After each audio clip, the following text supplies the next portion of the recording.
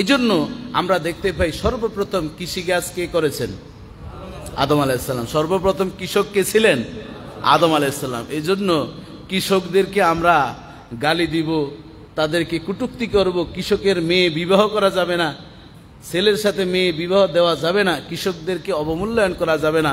যদি কৃষকদেরকে অবমূল্যায়ন করেন তাহলে পয়গাম্বরকে অবমূল্যায়ন করা হয়। কথা ঠিক কিনা বলেন? এবং আমাদের প্রিয় নবীও কিন্তু রাখালও ছিলেন, কৃষকও ছিলেন, সেটি সামনে আসছে। তাহলে 1 নম্বর, আমরা এই পৃথিবীতে সর্বপ্রথম কৃষকের নাম কি? আদম আলাইহিস সালাম। বাবাজি বন্ধুরা আমার, এরপরে 2 নম্বর, দাউদ নবীও কিন্তু তিনিও কৃষিকাজও করেছেন এবং তিনি কুমারও ছিলেন। এই যে হাড়ি পাতিল বানানো, এই হাড়ি পাতিল বানানো, এই সব কিন্তু দাউদ আলাইহিস সালাম এই পৃথিবীতে সর্বপ্রথম কুমার ছিলেন।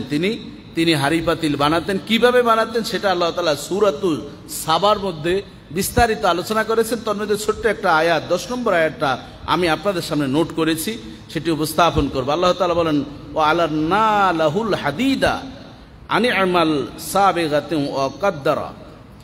আল্লাহ তাআলা বলেন, আমি, হাদিদ শব্দের অর্থ হচ্ছে লোহা, লোহাকে আমি নরম করে দিয়েছি।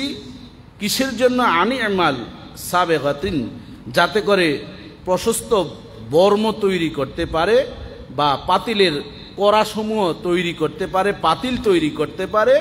ফিসারদে, অর্থাৎ তার 2 পাশে কড়া থাকবে, সেই পাত্রের ভিতরে খাবার থাকবে, যা কোনো বস্তু থাকবে তিনি ধরে যাতে সেটি উঠাতেও পারেন, নামাতেও পারেন।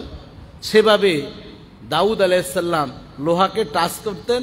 উনি যদি বলতেন এরকম কড়া ছাড়া পাত্র হবে, সেরকম হতো, কড়াওয়ালা পাত্র হবে, সেরকম হতো।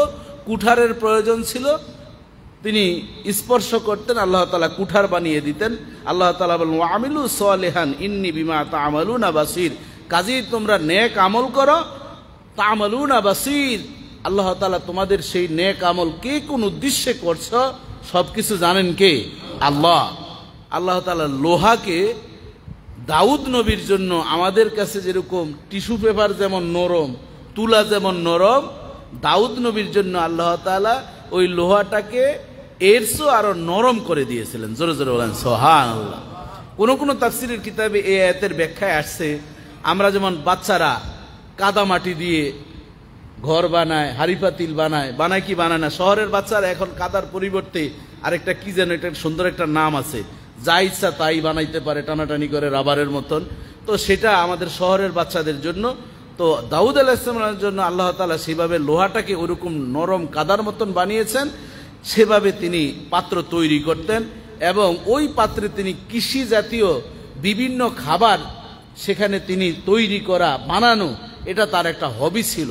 তাহলে আমি আপনাদের সামনে এটি উপস্থাপন করলাম কি জন্য?